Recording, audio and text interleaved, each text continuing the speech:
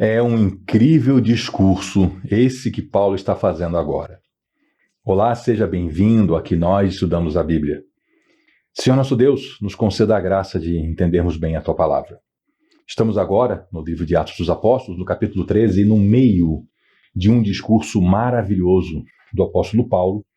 Ele está em Antioquia da Psídia, uma cidade do que hoje nós chamamos de Turquia, uma cidade a uns 200 quilômetros do mar, um lugar alto, onde ele entrou numa sinagoga junto com Barnabé, e eles então estão anunciando a palavra do Senhor. Paulo faz um relato histórico da história de Israel, uma pregação expositiva, clara, belíssima, e ele chega então ao ponto em que nós estamos agora. Eu vou retomar aqui do verso 32 do capítulo 13 do livro de Atos, para a gente poder ter entendimento e avançar nesse discurso. Paulo está dizendo então para as pessoas que estão ali sentadas na sinagoga ouvindo: nós lhes anunciamos as boas novas. O que Deus prometeu aos nossos antepassados, Ele cumpriu para nós, seus filhos, ressuscitando Jesus, como está escrito no Salmo. Esse aqui é o Salmo 2. No vídeo anterior até eu falei no Salmo 2, né? Porque eu uso aqui uma edição da Bíblia que já indica um número. A numeração da Bíblia dos capítulos, ela não é texto sagrado. Capítulos e versículos são uma adição bem posterior para facilitar o nosso estudo. Mas é no Salmo que nós chamamos de Salmo 2, está o seguinte: Tu és meu filho, e hoje eu te gerei. É Deus falando sobre Jesus. E o fato que Deus ressuscitou Jesus dos mortos, para que nunca entrasse em decomposição, é declarado no seguinte texto. Aqui eu tenho que explicar uma coisa. Talvez você use uma tradução clássica que fala em corrupção. A palavra corrupção, ela designava originalmente apodrecimento. Quando você deixava, por exemplo, um cesto de frutas esquecido e as frutas apodreciam, você diria assim: olha, se corromperam, apodreceram. Pessoas começaram a usar dinheiro público, especialmente, né, e receber propina para fazer coisas erradas. E as pessoas diziam: olha, esses aí apodreceram. Porque em vez de servir ao público, eles estão se servindo das coisas públicas. Então, a pessoa é como se ela tivesse morta e apodrecida. Corrupto. E aí a palavra corrupto virou o que é hoje, né? Designa uma pessoa que faz coisas erradas em troca de benefícios ilícitos, impróprios. Então, se você lê corrupção, corrupto quer dizer isso, apodrecimento, podre. É declarado no seguinte texto, e aqui ele vai citando textos do Antigo Testamento. Tem texto aqui de Salmo, tem texto de Isaías, Salmo 2, Isaías 55, depois Salmo 16. Eu dou a vocês as santas e fiéis bênçãos prometidas a Davi. Isso aqui é um texto de Isaías 55, 3. Em outra passagem, que é o Salmo 16, 10. Não permitirás que o teu santo veja o apodrecimento, a decomposição, a corrupção. E isso aqui ele está falando de Davi. Só que Paulo ensina aqui, e ele ensina de maneira semelhante ao que Pedro ensinou lá no dia de Pentecostes, uns 15 anos antes, lá em Jerusalém. Tendo Davi servido ao propósito de Deus no seu tempo, na sua geração, ele morreu, adormeceu, e foi sepultado com seus antepassados, e seu corpo se decompôs. Então Davi não estava falando de si mesmo, ele estava profetizando. Mas aquele a quem Deus ressuscitou não se decompôs. O corpo de Cristo não foi decomposto, porque ele foi glorificado, ressurreto, e não houve decomposição. Portanto, meus irmãos, Paulo falando com os judeus, meus irmãos, quero que saibam que mediante Jesus é proclamado o perdão dos pecados a vocês. Por meio dele, todo aquele que crê é justificado de todas as coisas das quais não podiam ser justificados pela lei de Moisés. Já comentei, tem cristão hoje querendo cumprir a lei não justifica ninguém. O que justifica é a fé na cruz em Jesus Cristo. E eu quero pegar esse texto agora e aplicar a você. Eu não sei se você que me vê, se você já teve o seu coração, a sua vida entregue a Cristo. Talvez você está vendo isso só de curioso, talvez você já seja um frequentador de igreja há muito tempo, mas não fez ainda o que tem que fazer. Deixa eu ler para você. Isso aqui agora eu vou ler o que Paulo falou lá para os judeus de Antioquia, da Psídia. Eu quero falar para você que me vê ou que me escuta aqui. Portanto, meu irmão, eu quero que você saiba que mediante Jesus é proclamado o perdão dos pecados a você. Por meio dele, todo aquele que crê é justificado de todas as coisas que não podiam ser justificadas pela lei. A você, meu irmão, eu anuncio, mediante o nome de Jesus, eu anuncio a você o perdão dos seus pecados. O que você tem que fazer, se você não fez ainda, pare agora esse vídeo e vá fazer isso. Vá se encontrar com Jesus, vá Vai dizer para ele que você se arrepende, que você reconhece que o mal é mal, que você reconhece que pecado é pecado, que está errado, e que você quer entregar sua vida a ele. E aí você vai receber o Espírito Santo como um carimbo, assim, como um selo da promessa de Deus, como um selo da sua salvação. E esse Espírito Santo vai ajudar você a uma vida nova. Peça isso para o Senhor. Peça uma nova vida, longe da vida antiga de pecado que você viveu. Eu fiz isso. E hoje, cristãos em todo o mundo podem anunciar a você essa mesma palavra, porque já fizeram isso. E hoje em todo o mundo há pessoas fazendo isso e se tornando então cristãos. Ser cristão não é ser frequentador de uma igreja. Ser cristão não é participar do CNPJ. Ser cristão não é ser filho de alguém que é cristão. Ser cristão é você ter a sua relação com Cristo. Se você não fez, faça isso. Para que não aconteça o que disseram os profetas. Olhem, escarnecedores, admirem-se e pereçam, pois nos dias de vocês eu farei algo que vocês jamais creriam, se fosse contado a vocês. Não deixe chegar o dia em que você vai ver uma coisa que você não acreditaria que se fosse contado. Não seja um escarnecedor. Se você é escarnecedor, leia o primeiro salmo. Leia o segundo salmo também. Mas especialmente o primeiro. Faça isso. Escárnio é podridão. Quando Paulo e Barnabé estavam saindo da sinagoga, o povo os convidou para falar mais a respeito dessas coisas no sábado seguinte. Estava tão bom que o pessoal falou, volta no próximo sábado, nós vamos estar aqui de novo, vocês vêm? Eles queriam ouvir mais. E aí, a congregação foi despedida, acabou a reunião, né? Vamos lembrar que sinagoga, gente, sinagoga era um local de reunião para oração. Sinagoga não era templo, tá? Templo só tinha um em Jerusalém, e os ritos da religião, os sacrifícios, todos os ritos eram feitos só no templo. A sinagoga, ela era uma instituição de 10 homens judeus, lembrando que homem era um homem, quem tinha mais de 13 anos era um homem já, né, do sexo masculino era um homem, reuniu 10 e podia abrir uma sinagoga.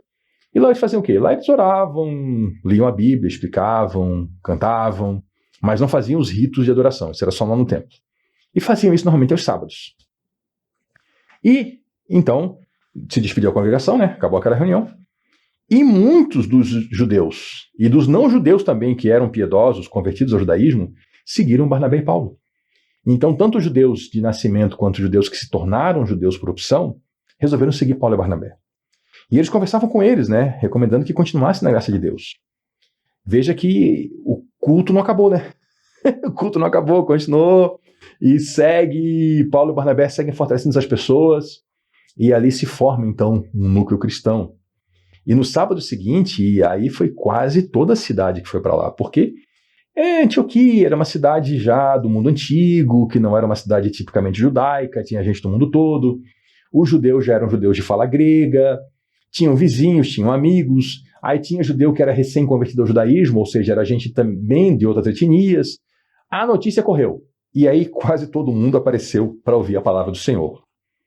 Quando os judeus viram a multidão, aí bateu a inveja. Em vez de bater a alegria, que aquele bando de gente sem Deus agora queria ser gente com Deus, bateu foi a inveja. E eles começaram a blasfemar e contradizer o que Paulo estava dizendo. Isso, claro, foram alguns dos judeus, né? E começaram a blasfemar. Gente, que coisa horrível. Olha o que a inveja faz com o coração humano. Olha que desgraça. Então Paulo e Barnabé responderam uma coisa para eles, bem dura. Era necessário anunciar primeiro a vocês a palavra de Deus. Sim, eles são o povo da promessa, era necessário que começasse por eles para que eles fossem o quê? Os evangelistas da cidade. Mas já que vocês rejeitam e não se julgam dignos da vida eterna, olha só, hein? Quando uma pessoa rejeita a palavra de Deus, é ela que está se colocando nessa situação. Então tem gente que fala, mas como é que Deus vai, sendo bom, vai condenar alguém? É a pessoa que se condena, é a pessoa que está rejeitando e não se julga digna da vida eterna. É a pessoa que se põe de fora. É como se a Jerusalém Celestial, né, fosse uma cidade murada, e a pessoa escolhesse morar do lado de fora do muro. Escolheu. Que é isso? Então Paulo fala, já que vocês não querem, nos voltamos agora para os não-judeus, para os gentios. A palavra gentil quer dizer isso, tá? Um não-judeu. Pois assim o Senhor nos ordenou. Eu fiz de você luz para os gentios, para que você leve salvação até os confins da terra. Está lá na palavra de Deus, né? A gente lê lá no Antigo Testamento, Isaías 49:6. Eu estou citando isso aqui não é porque eu decorei a Bíblia não, tá, gente? Se você acha que eu sou uma daquelas pessoas fantásticas que decorou a Bíblia, eu não decorei. Eu estou dizendo para você esses números aqui porque está escrito aqui, ó, na minha Bíblia, aqui embaixo. Quando eu li aqui esse texto, tem assim, ó, tem um Bzinho do lado.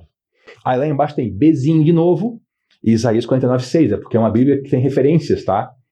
E eu aconselho você a fazer isso. Quando você lê um texto que tem uma referência, você vai lá e pega a referência. Então não ache assim que eu sou daqueles seres que têm memória fotográfica. O Carlos conhece toda a Bíblia. Não, eu conheço assim de estudar e de ler, mas não de saber de cabeça, né?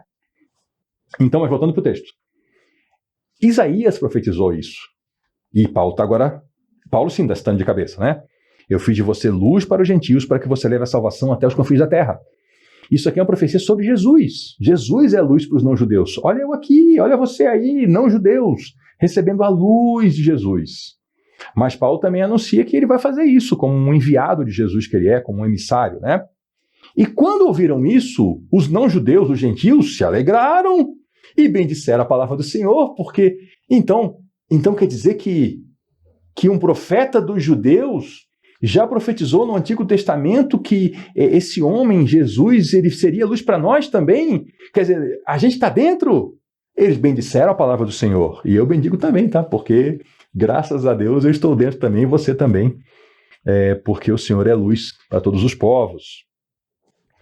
E creram os que haviam sido designados para a vida eterna. Creram. E o que é isso aqui de ser designado para a vida eterna? Isso aqui é uma expressão antiga.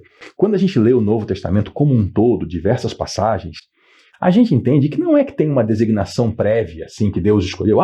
Eu vou fazer o Joãozinho para o céu e eu vou fazer o Joãozinho B ali, eu vou fazer para a perdição. Não.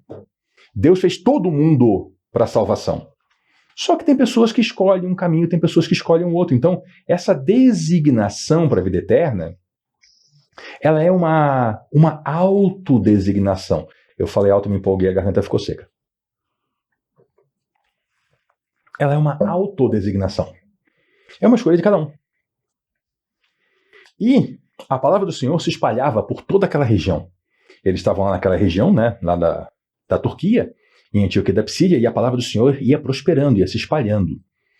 E os judeus, o que eles fizeram? Eles incitaram umas mulheres de elevada posição social que eram religiosas, eles conseguiram influenciar essas mulheres e os principais da cidade. Então eles foram em mulheres ricas, que eram religiosas, e nos políticos. E fizeram o quê? Conseguiram provocar uma perseguição contra Paulo e Barnabé e expulsaram os dois de seu território. E que é isso? Inveja. Veja que havia uma multidão de não-judeus que se converteu e seguiu os caminhos do Senhor, mas teve um grupo de judeus e também judeus que também seguiram, porque o texto falou isso pra gente, né? Mas teve um grupo de invejosos, que eles foram lá pegar umas mulheres ricas, bem religiosas, e encheram a cabeça delas, e também os políticos, né? E conseguiram perseguir e expulsar Barnabé e Paulo. O que fizeram Barnabé e Paulo? Fizeram o que Jesus mandou. Direitinho, exatamente o que Jesus mandou. Sacudiram o pó dos seus pés. Isso aqui é um gesto, né? Indicando o seguinte: olha, não quero nem a poeira de vocês aqui comigo, tá? Vocês não me querem, é eu que não quero vocês. Vocês aqui não são seguidores do caminho, não querem ser, então fiquem vocês até com a sua poeira. E sacudiram o pó dos seus pés em protesto contra eles. E foram para Icônio. Icônio é uma outra cidade, fica assim um pouco mais sul e leste, assim, né? Um pouco mais para sudeste ali, ainda naquela região ali da Turquia. Você pode pegar um mapa do mundo antigo na internet e você vai encontrar esses lugares com facilidade. Só que os discípulos, aqueles que se converteram, eles continuavam cheios de alegria do Espírito Santo. Veja, eles expulsaram Paulo, eles expulsaram Barnabé, mas eles não conseguiram expulsar Cristo. Cristo continuou ali. Cristo continuou em Antioquia da Psídia. Ali, discípulos continuaram cheios de alegria e do Espírito Santo. Essas pessoas, eles entenderam errado. Eles achavam que o assunto era Paulo e Barnabé. O assunto era Jesus. Eles achavam que era Paulo e Barnabé que faziam a igreja. Não, é o Espírito Santo que faz a igreja. Eles achavam que Paulo e Barnabé eram os donos da igreja. Não, é o Pai que é o dono da igreja. Então eles expulsaram os homens, e aí os homens foram fazer o quê? Plantar mais igrejas, foram para Icônio. Vejam que até quando as pessoas agem com maldade, Deus pega a maldade das pessoas e transforma em bênção. E assim, então, surgiu uma igreja em Icônio, porque Paulo e Barnabé foram expulsos de Antioquia da Psídia, e lá a igreja continuou, mas surgiu um ministério novo em Icônio. E a gente vai ver isso um pouco mais para frente, quando a gente chegar no capítulo 14, mas eu me alegro com você que está aqui lendo a Bíblia, ouvindo a Bíblia e entregando sua vida para Jesus. Leia mesmo, leia sua Bíblia, explore as páginas do livro sagrado, conheça, estude e anuncie para outros. E volte na próxima, porque aqui você já sabe, aqui nós estudamos a Bíblia. Até lá!